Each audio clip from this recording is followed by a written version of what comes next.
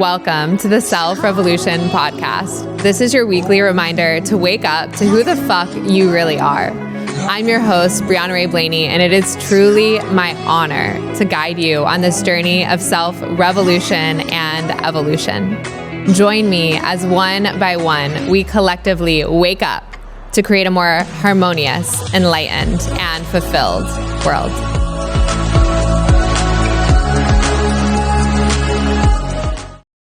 Welcome back to the Self-Revolution podcast. Today we're going to be talking about, I think, a topic that's likely familiar to all of us in some form or capacity, failure. We're going to be unpacking what it is, how to reframe it. I'm going to be sharing some of my biggest failures and ultimately really how you can turn failure into your greatest success.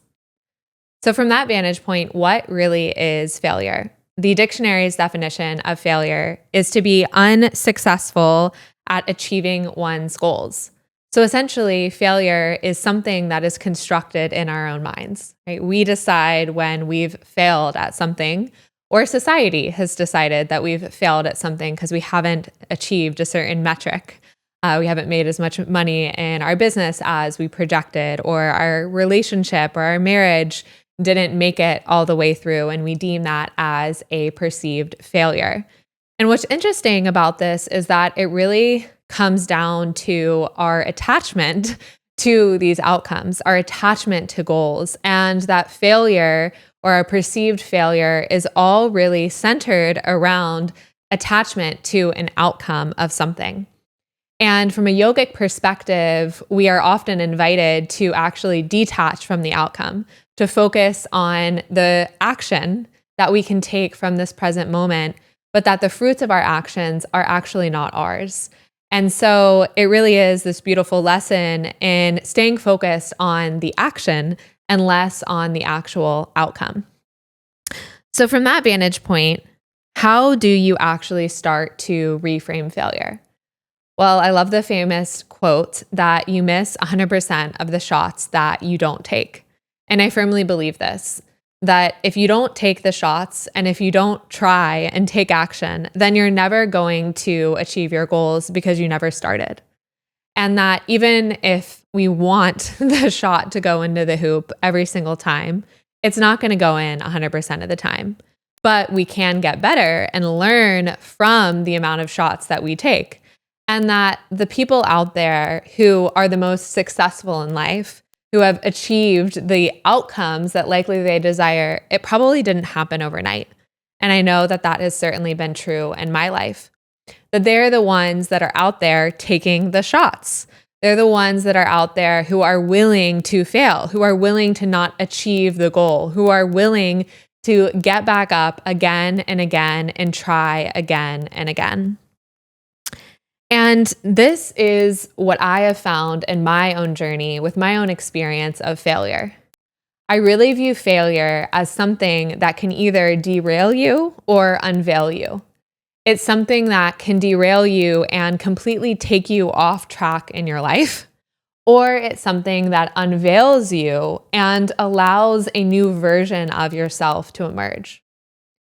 So I, for one, have experienced a number of failures in my life, and I experience failure in some form or fashion probably every single day. Yet one of the greatest public failures that I have had was with my first company, RAEWEAR. And for those of you who are not familiar, this was a women's custom swimsuit company that I started right before COVID back in 2020. And it was centered around creating custom swimwear for women to really fit all shapes and sizes. And this was my first foray in doing something really outside of the financial industry in a business-oriented sense. And it was really public, right? I poured a bunch of my own money into it. I shared my journey publicly on social media, and I was creating everything from scratch. And after pouring tens of thousands of dollars into this company, my blood, sweat, and tears, I was also working full time. So I was doing this in nights and weekends. It was honestly completely consuming my life. And it was really fun along the way, but it was also really, really, really challenging. And after I launched, it took me a while to get it off the ground. There was a number of fits and starts with COVID and manufacturing, lots of challenges and many failures along the way. Once I launched it, 6 months after, I really felt like I had no energy left. I didn't even want to continue the company. And from the outside, this was a massive, massive failure. Not only did I pour so much of my own energy and sweat equity into this thing, I tangibly lost tens of thousands of dollars that I didn't really have to lose. And publicly, I hadn't really achieved much, right? I had put all of this energy into something. And yes, I had some physical product, but we didn't really make all of that much money in sales. And we didn't put all that much marketing effort behind it. And then all of a sudden, I decided that I didn't want to do it anymore. And so it was a tough moment. And from the outside, again, it felt like an extreme failure.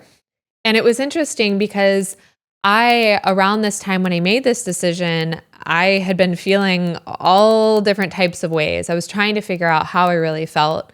And it was around this time that I really dove back into my own yoga practice. I started meditating again, really consistently.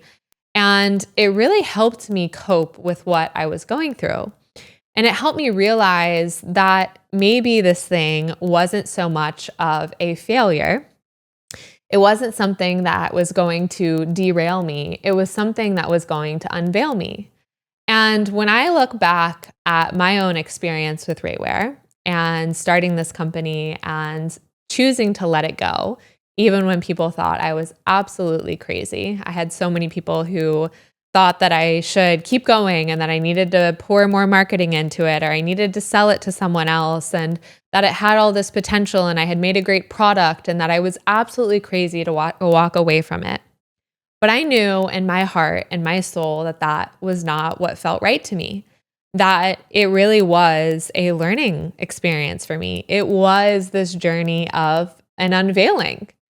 And through that experience, I learned so much about myself. I learned so much about who I was and what I loved and what I didn't. And it made me face so many of my fears. It made me face my fears around money and around my relationship with money and around a lot of the things that I had around control with money and spending money that I didn't have and spending money in ways that weren't aligned with my values. So there was a huge confrontation and unveiling around my relationship with money.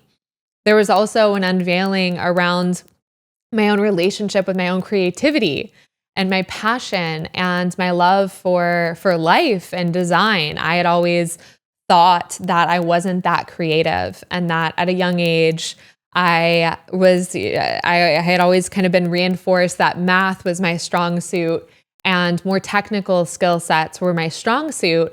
And so I didn't really think of myself as a creative person. And secret, if you don't know this, we're all creative. You are certainly creative. And that was such a pivotal point for me when I started to really tap into my own creativity. I had this opportunity to create a brand and a website and a logo and physically design things and see the material manifestation of my creativity. And that was so, so satisfying.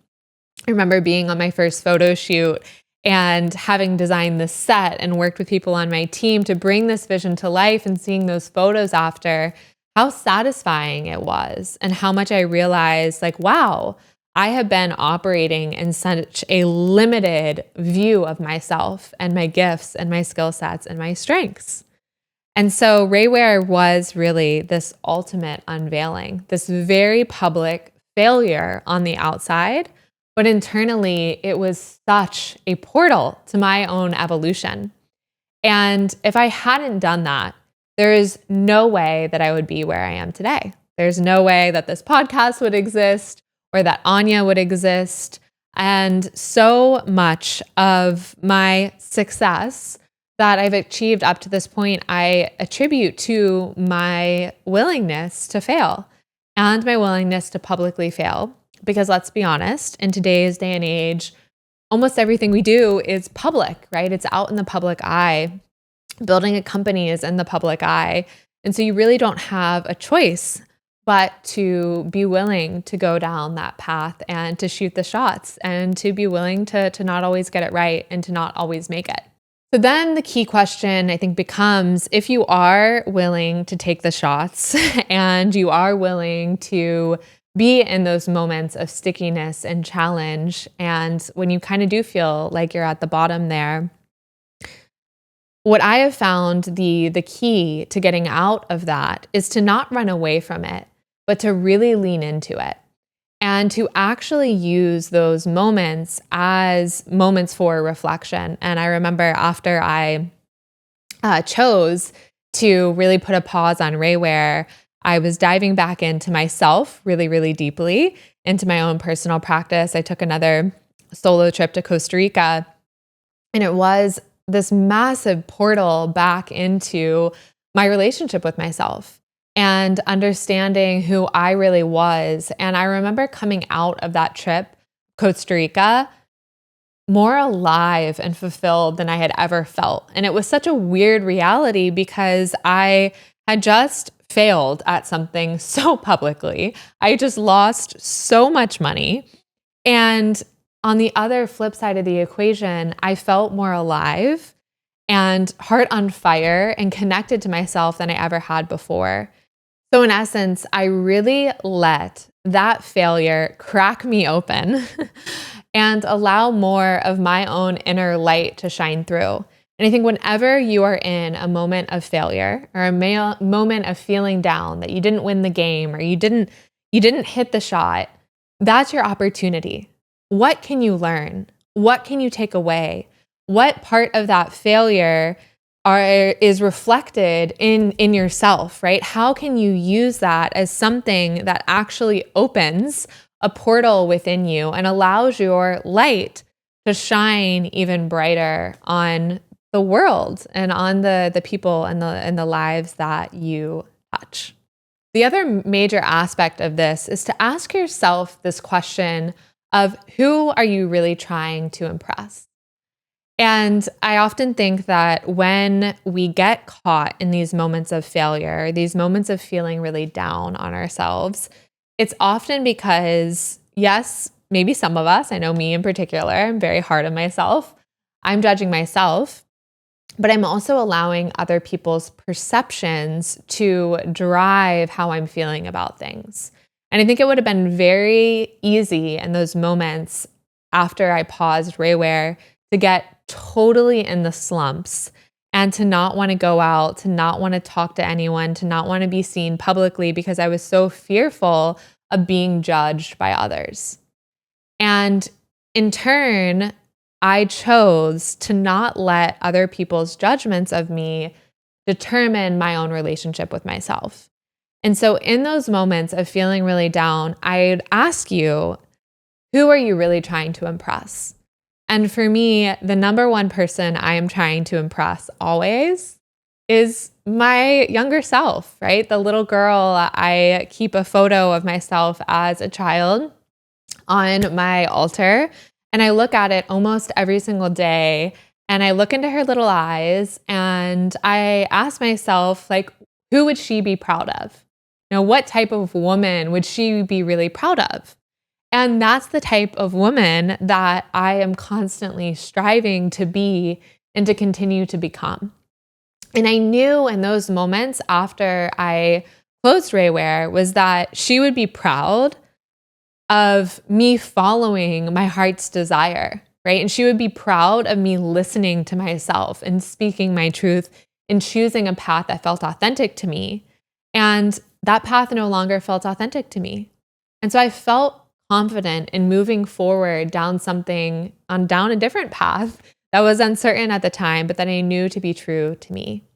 And so in those moments, you are feeling down, if you're feeling confused, if you're feeling like, ugh, I just really failed, or I'm not living up to the expectations that XYZ person is putting on me, I invite you to look in the eyes of your younger self and ask her or him, what would make him or her proud?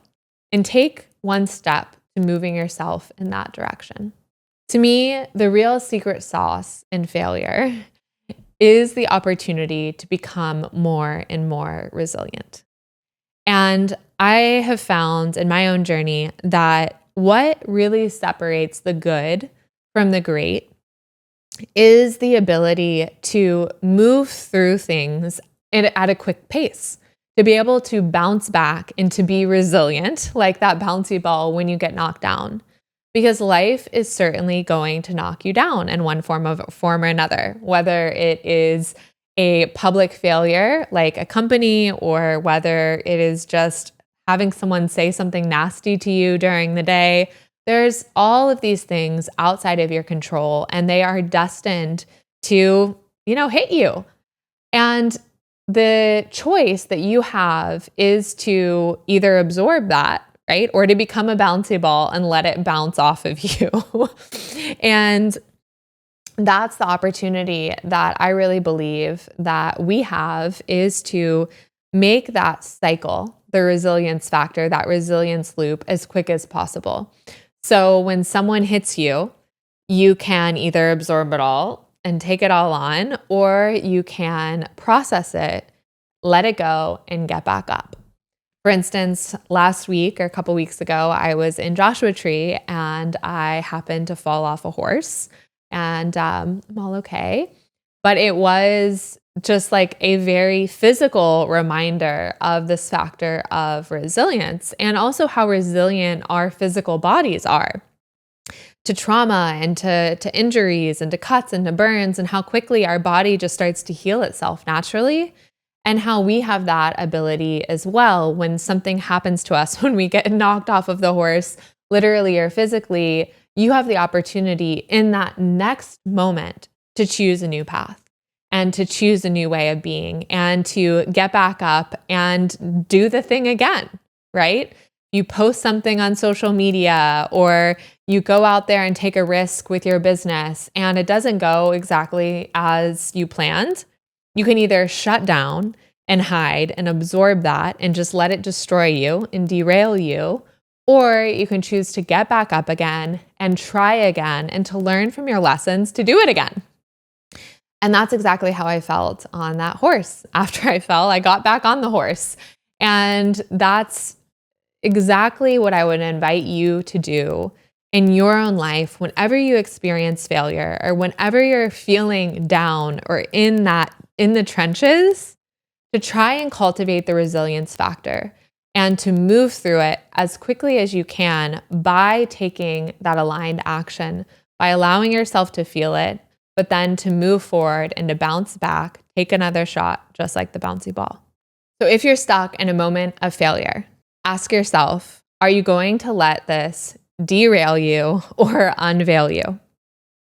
Who are you really trying to impress? Look at a photo of your younger self, look them in the eyes, and ask what would make them proud. Keep shooting the shots. Keep taking the risk. Keep taking the chances. Keep getting up and keep cultivating the resilience factor. Be the bouncy ball. Keep getting up and keep doing it over and over again. Because at the end of the day, your failure can become your greatest superpower if you let it and if you learn from it. Thanks for joining me for this week's episode of the Self Revolution podcast. I'll see you soon.